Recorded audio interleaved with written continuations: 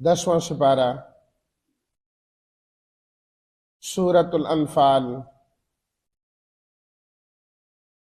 آیت نمبر 67۔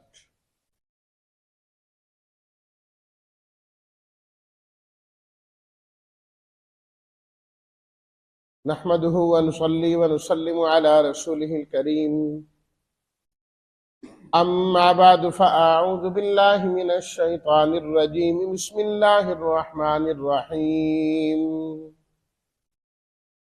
ما كان لنبي أن يكون له أسرى حتى يثخن في الأرض تريدون عرض الدنيا والله يريد الآخرة والله عزيز حكيم۔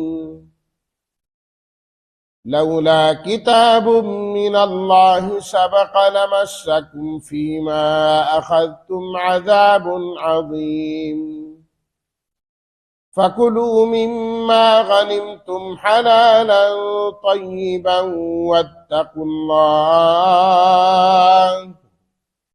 إن الله غفور رحيم۔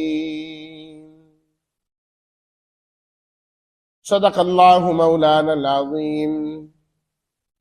اللهم صل على سيدنا ومولانا محمد وعلى آله وأصحابه وبارك وسلم۔ ما کانا ما نہیں ہے، اسرا اسیر کی جمع، اسیر کہتے ہیں قیدی کو، یسخنا خون ریزی کی جائے جس سے رعب اور دبدبہ قائم ہو، تریدون چاہتے ہو تم، عرض سامان، الدنیا دنیا کا، عزیز غالب ہیں، لولا کتاب، یہاں کتاب لکھت کے معنی میں لکھی ہوئی بات نہ ہوتی، سبقہ جو پہلے گزر چکی، لمسکم البتہ پہنچتا تمہیں، اخذتم لیا جو تم نے، عذاب عظیم بہت بڑا عذاب، غنیمتم غنیمت ملے تم، غنیمت حاصل کرو تم، حلالا حلال، طیبا عمدہ، واتقوا اللہ اللہ کے نافرمانی سے بچو، احتیاط سے کام لو۔ ترجمہ، ما کان لنبی ان یکون لہ اسرا، نبی کی شان کے مناسب نہیں ہے کہ اس کے پاس قیدی موجود ہوں، یہاں تک کہ زمین کے اندر خون ریزی کرے۔ چاہتے ہو تم دنیا کے سامان کو اور اللہ آخرت چاہتے، اور اللہ تعالی غالب حکمت والے۔ اگر اللہ کی جانب سے لکھت نہ ہوتی، لکھی ہوئی بات نہ ہوتی جو پہلے گزر چکی، البتہ ضرور پہنچتا تمہیں اس چیز میں جو تم نے لیا ہے بہت بڑا عذاب، بس تم کھاؤ اس میں سے جو تم غنیمت حاصل کرو، حلال عمدہ، اور اللہ تعالی کی نافرمانی سے بچتے رہو اور پوری احتیاط کرو، بے شک اللہ تعالی بخش دینے والے، رحم کرنے والے۔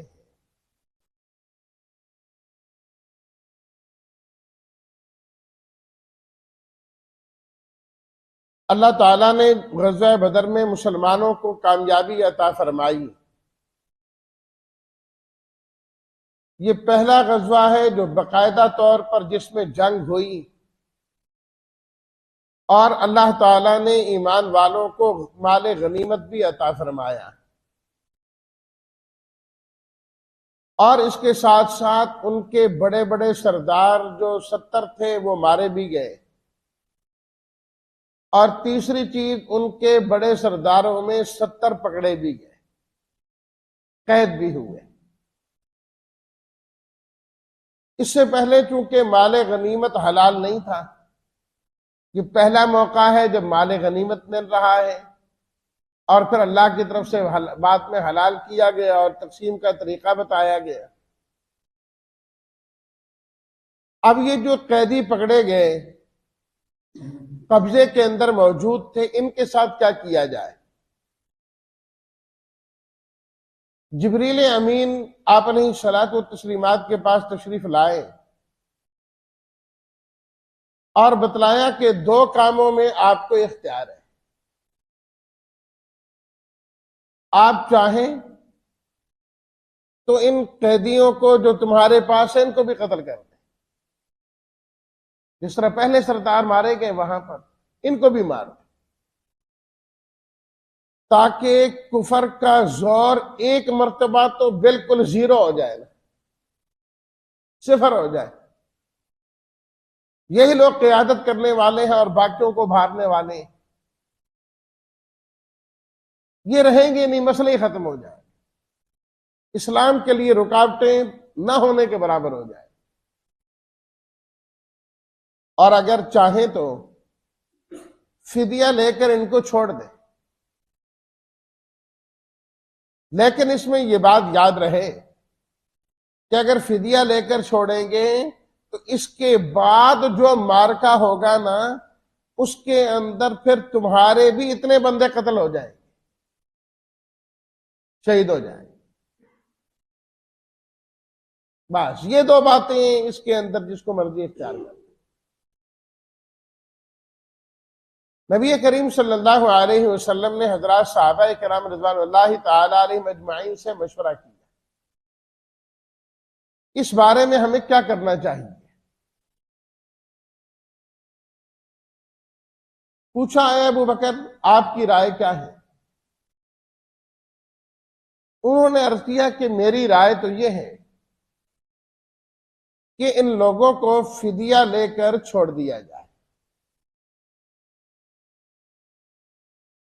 اس لیے کہ یہ لوگ ہمارے ہی رشتہ دار ہیں، کوئی غیر نہیں ہے۔ اسلام میں صلہ رحمی کا حکم ہے ہی ہے۔ دوسری بات، ان کو قتل کر دیں تو یہ لوگ تو کافر ہیں، کفر پہ مر جائیں گے۔ اگر ان کو چھوڑ دیا جائے تو عین ممکن ہے کہ اللہ ان کو بھی اسلام لانے کی توفیق دے دے، کتنے لوگ ان میں سے بھی مسلمان ہو جائیں، اسلام کی طرف آئیں گے۔ تیسری بات، فدیہ لے کر چھوڑیں گے، جو ہمیں فدیہ ملے گا تو وہ کمزور مسلمانوں کو دیں گے اور اسلام کی تقویت کے لیے خرچ کریں گے، تو اسلام کو اور مسلمانوں کو فائدہ ہو جائے گا۔ یہ اگر قتل کر دیے جائیں، کچھ بھی نہ ملے، تو بظاہر تو کوئی فائدہ نہیں۔ اس لیے میری رائے یہ ہے کہ اس کو لے لیا جائے۔ پھر آپ نے حضرت عمر رضی اللہ تعالیٰ عنہ سے پوچھا اے عمر آپ کی رائے کیا ہے، آپ کیا چاہتے ہیں؟ عرض کرنے لگے کہ میری رائے تو یہ ہے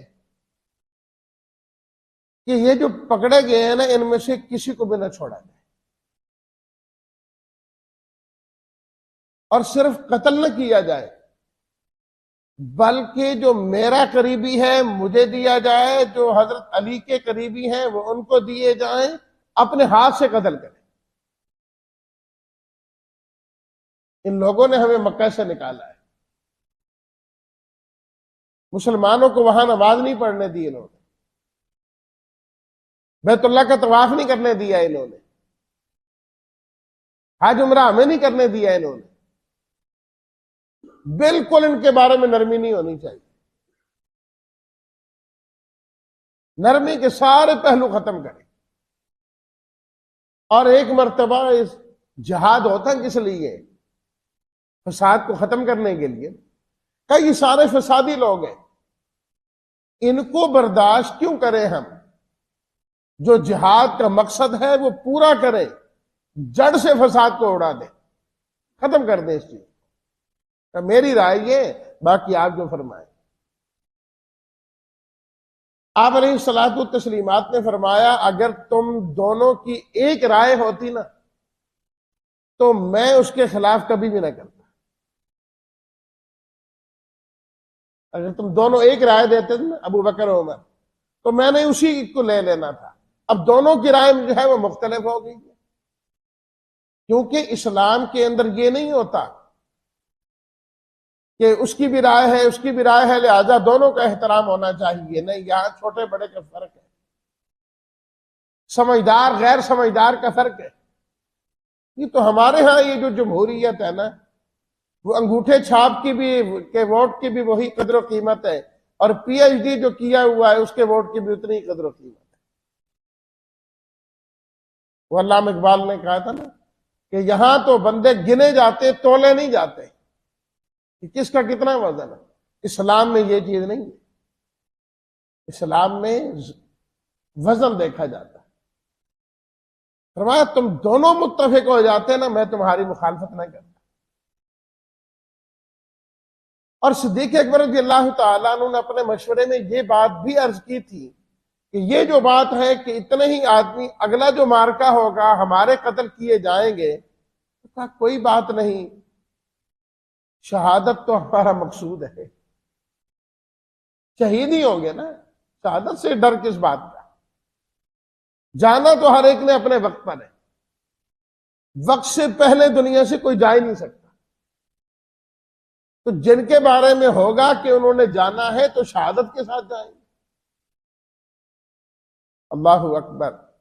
آپ علیہ الصلوۃ والتسلیم تفسیر قرطبی میں کہ نبی کریم صلی اللہ علیہ وسلم نے حضرت صدیق اکبر رضی اللہ تعالیٰ عنہ سے فرمایا، بڑے رحیم سے نا، ارحم امتی بامتی ابو بکر، فرمایا کہ میری امت میں سے سب سے رحم دل میری امت کے بارے میں وہ ابو بکر صدیق رضی اللہ تعالیٰ عنہ، رحم دلی ان میں بہت ہے۔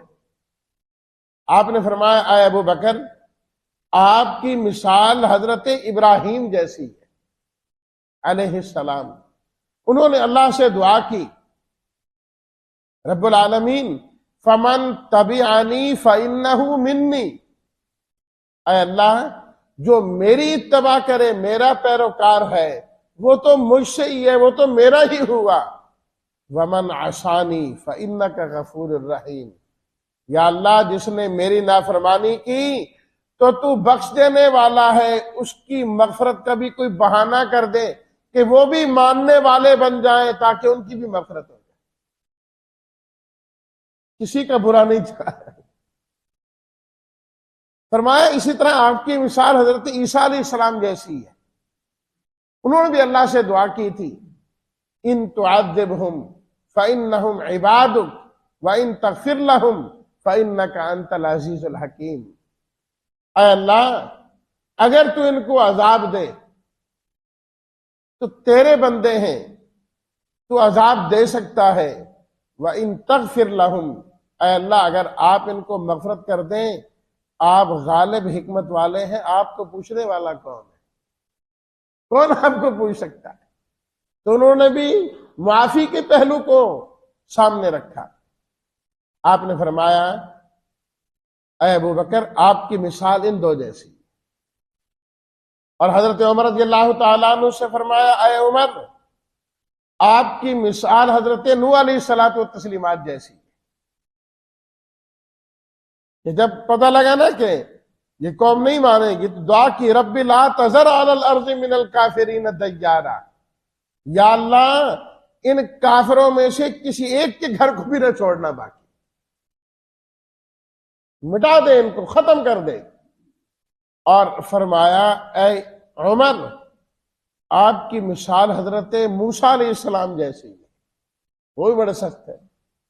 فرمایا آپ کی مثال حضرت موسیٰ علیہ الصلوۃ والتسلیمات جیسی ہے، جنہوں نے فرعون کے بارے میں رب سے کہا تھا ربنا اطمس علی اموالہم واشدد علی قلوبہم، یا اللہ دل ان کے سخت کر دے، رب العالمین ان کے مال و متاع کو مٹا دے، ختم کر دے، ان میں سے کسی کو بھی باقی نہ رکھے۔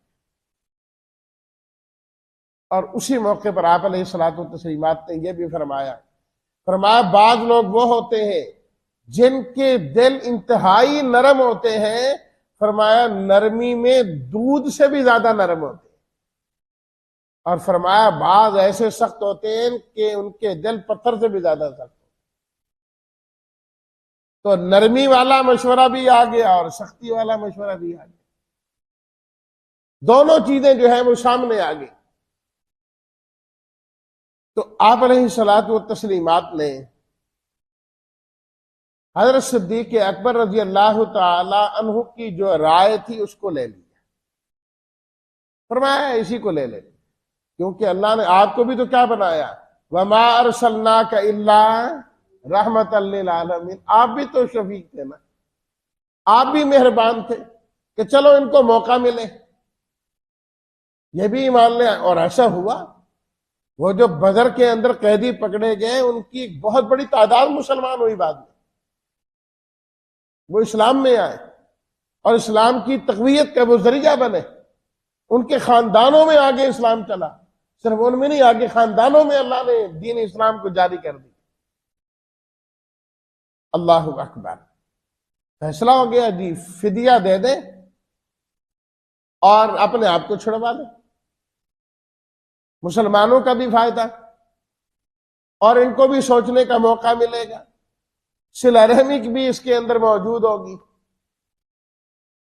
لیکن اللہ رب العزت کو رائے حضرت عمر والی پسند, حضرت عمر رضی اللہ تعالیٰ عنہ, اور جو اختیار دیا تھا نا دونوں میں, اللہ کی جانب سے اس میں اشارہ بھی کر دیا گیا تھا کہ اختیار ہے فدیہ لے کے چھوڑ دیں, اور اگر چھوڑیں گے تو آئندہ 70 تم میں سے بھی قتل کیے جائیں گے. اس جملے میں اشارہ تھا کہ نہیں, ہونا نہیں چاہیے, دوسری بات ہونی چاہیے. تو اس موقع پر اللہ تعالیٰ نے قرآن مجید کی یہ آیات نازل فرمایا ما کان لنبی ان یکون لہ اسرا حتی یسکن فی الارض. نبی علیہ السلام کی شان کی یہ بات مناسب نہیں تھی کہ ان کے پاس قیدی موجود ہوں اور ان کو ویسے ہی چھوڑ دیں. حتی یسکن فی الارض, یہ تو زمین کے اندر خون ریزی اور ان کو خوب قتل کرتے, ان کا خون بہتا, تاکہ کفر کا جو رعب ہے, جو دبدبا ہے مسلمانوں پر بیٹھا ہوا ہے, ہمیشہ کے لیے یہ ختم ہو جاتا. کفر کی کمر 100% ٹوٹ جاتی. ان کی جانب سے آئندہ کسی میدان میں آنے کا سوچنے کا بھی موقع نہ ہوتا کہ ہم جائیں. ہمیشہ ہمیشہ کا قصہ ختم ہو جاتا اور مسلمان بڑی آزادی کے ساتھ اپنے کام کرتے اور اسلام پھیلتا اور پھولتا چلا جاتا, رکاوٹیں نہ ہوتی. تریدون عرض الدنیا, فرمایا تم دنیا کے سامان کو چاہتے تھے, دنیا کے سامان کو چاہتے تھے. بھی فدیہ مل جائے گا نا, یا غنیمت آ جائے گی.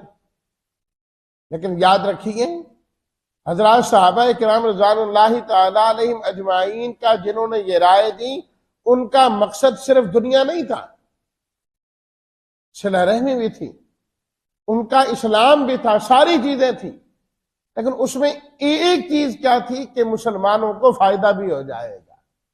جو بڑے ہوتے ہیں ان کا مقام بھی بڑا ہوتا ہے, ان کی کوئی چھوٹی سی بات بھی بسا اوقات ایسی ہوتی ہے جو ان کی شایان شان نہیں ہوتی. اب ان کا اسلام, ان کے ساتھ صلہ رحمی, دو چیزیں ایک طرف ہیں, اور فدیہ ملے گا, مسلمانوں کا فائدہ ہو جائے گا. تیسری چیز ہے, اللہ نے صرف ایک کو ذکر کیا, فرمایا تمہاری شایان شان یہ نہیں تھا کہ تمہاری نیت میں یہ چیز بھی شامل ہو, اس لیے صرف اس کا ذکر کیا. فرمایا واللہ یرید الآخرہ, اللہ تو چاہتے تھے کہ تم نے جو جہاد کیا ہے اس کا پورا پورا اجر تمہیں آخرت میں جا کے ملے, سب کچھ وہی ملتا تمہیں. واللہ عزیز الحکیم, فرمایا اللہ غالب ہے, اللہ اب بھی تمہیں غلبہ عطا فرمائیں گے. یہ نہیں کہ ایسا ہو گیا تو اب اسلام کو غلبہ نہیں ہوگا، یہ نہیں ہوگا. کیسے ہوگا؟ حکیم، فرمایا وہ حکمت والے ہیں، اپنی حکمت سے مسلمانوں کو غالب کریں. اللہ نے اپنے پیغمبر صلی اللہ علیہ وسلم کو بھیجا ہی اس لیے. هو الذی ارسل رسولہ بالہدی ودین الحق لیظہرہ علی الدین کلہ. اللہ نے سارے دینوں پر غالب کرنا ہے، آپ کو اور آپ کے لائے ہوئے دین کو ہونا ہی ہونا ہے غالب. لولا کتاب من اللہ سبق لمسکم فیما اخذتم عذاب عظیم. فرمایا کہ اگر اللہ کی طرف سے لکھی ہوئی بات پہلے نہ ہو چکی ہوتی تو تمہیں اس موقع پر بہت بڑا عذاب آ جاتا، تمہارے بہت بڑا عذاب آتا. نبی کریم صلی اللہ علیہ وسلم نے فرمایا کہ اگر اللہ کا عذاب آتا تو یہ حضرت عمر، حضرت سعد، حضرت عبداللہ بن رواحہ، ان تینوں نے یہ مشورہ دیا تھا. فرمایا یہی لوگ بچنے تھے اور کوئی نہیں بچنا تھا. لیکن اللہ نے کیا فرما دیا؟ اگر ہماری پہلے لکھی ہوئی بات نہ ہوتی. پہلے لکھی ہوئی بات کیا تھی؟ کہ اللہ کی طرف سے یہ تھا کہ ہم نے بدر والوں کی پوری مغفرت کرنی ہے، پوری مغفرت کرنی ہے ان کی. فرمایا یہ مغفرت پہلے لکھی ہوئی تھی. نبی کریم صلی اللہ علیہ وسلم نے فرمایا جتنے بھی اہل بدر ہیں اللہ نے ان کی طرف خصوصی طور پر جھانک کے دیکھا. جھانکنا کیا ہوتا ہے؟ پوری توجہ کے ساتھ کسی چیز کو دیکھنا. اللہ نے پوری نظر شفقت ان پر فرمائی ہے اور ان کے لیے اعلان کیا ہے تم جو بھی کرتے رہو میں نے تمہاری ساری خطائیں معاف کر دی. فرمایا یہ اللہ نے پہلے لکھا ہوا تھا، تقدیر میں پہلے سے لکھا ہے کہ اہل بدر کی تو پوری مغفرت کرنی.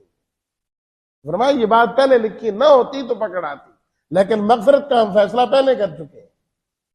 اسی طرح یہ فیصلہ پہلے ہو چکا ہے کہ فدیہ لینا جائز ہے.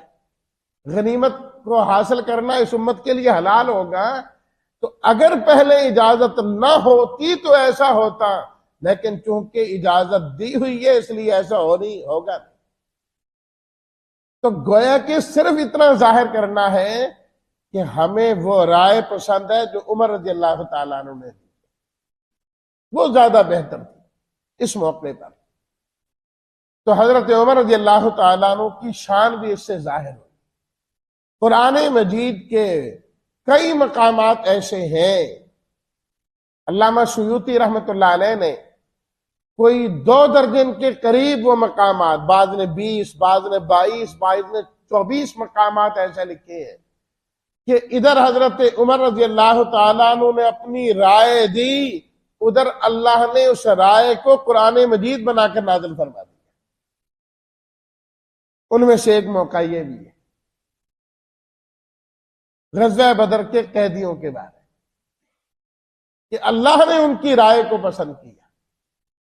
اچھا بات تو ہو گئی بھئی تمہارے لیے جو تم نے کیا ہے بہتر تو وہ تھا، لیکن یہ بھی ٹھیک ہے کیونکہ ہم نے پہلے لکھا ہوا تھا، اجازت دی ہوئی تھی.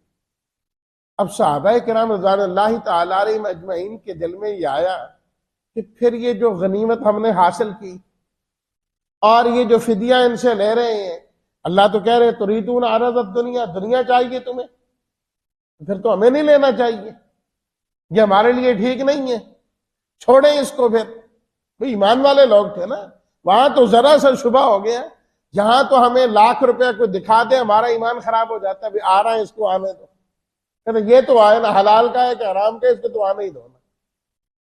نہیں، وہ رک گئے کہ یہ تو اس کا مطلب یہ ہے کہ بھئی ٹھیک نہیں ہے. اللہ نے باقاعدہ آیت نازل کی، نہ ایسی بات نہ سوچنا، کیونکہ ہم نے تمہیں خود اختیار دیا تھا اور تم نے اس اختیار کو استعمال کیا ہے. فَكُلُوا مِمَّا غَنِمْتُمْ حَلَالًا طَيِّبًا، تم اس کو کھاؤ جو اللہ نے تمہیں غنیمت دی ہے، یہ حلال بھی ہے اور عمدہ بھی ہے تمہارے لیے، کسی قسم کا اس میں شبہ تک نہیں ہے. حرمت کی بات تو دور کی ہے، 100% تمہارے لیے حلال ہے. وَاتَّقُوا اللَّهَ، صرف اتنی بات یہ ہے کہ ہمیشہ کام احتیاط سے لیا۔ پھر باقاعدہ فرمایا کہ اگر تمہارے دل میں کچھ اس طرح کا آ بھی رہا ہے کہ نہیں ٹھیک نہیں ہوا، فرمایا ان اللہ غفور الرحیم، ہم کہتے ہیں ہم نے معاف کر دیا، وہ تو بخشنے والا ہے، رحیم الرحم کرنے والا ہے۔ اس اللہ کی تمہارے اوپر تو رحمتیں ہی رحمتیں ہیں، اس لیے صحابہ کرام تم اپنے دل میں ایسی بات کوئی نہ لانا، اس سے صحابہ کرام کی شان بھی ظاہر ہوگی۔ تھوڑا سا عتاب بھی آیا اللہ کی طرف سے، لیکن ان کی شان بھی ظاہر ہو گئی کہ اللہ تعالیٰ باقاعدہ فرما رہے ہیں نہیں جو تم نے کیا ہے وہ بھی ٹھیک ہے، وہ بھی تمہارے لیے حلال ہے، وہ بھی تمہارے لیے عمدہ ہے، وہی نہیں، اللہ بخش دینے والے، اللہ تو رحم کرنے والے ہیں۔ لیکن یہ بات یاد رہے کہ یہ بات تھی غزوہ بدر کے متعلق، کیونکہ ابھی تک یہ پہلا موقع تھا کہ اللہ تعالیٰ نے مسلمانوں کو یہ قیدی دیے اور یہ موقع آیا، تو اللہ تعالیٰ نے فدیہ لے کر چھوڑنے کو پسند نہیں کیا۔ بعد میں اللہ تعالیٰ نے اس چیز کی خود ہی اجازت دے دی۔ اب جو ہے نا، جو قیدی پکڑے جائیں ان کو قتل بھی کیا جا سکتا ہے، ان سے فدیہ لے کر بھی ان کو چھوڑا جا سکتا ہے، کچھ لیے بغیر بھی ان کو چھوڑا جا سکتا ہے۔ اللہ تعالیٰ نے اس چیز کی اجازت خود دی۔ اسی قرآن مجید کے 26ویں سپارے کے اندر سورہ محمد ہے، ہمارے پاس یہ جو قرآن مجید ہے اس کا صفحہ بنے گا 508، 26واں سپارہ صفحہ نمبر بنے گا 508۔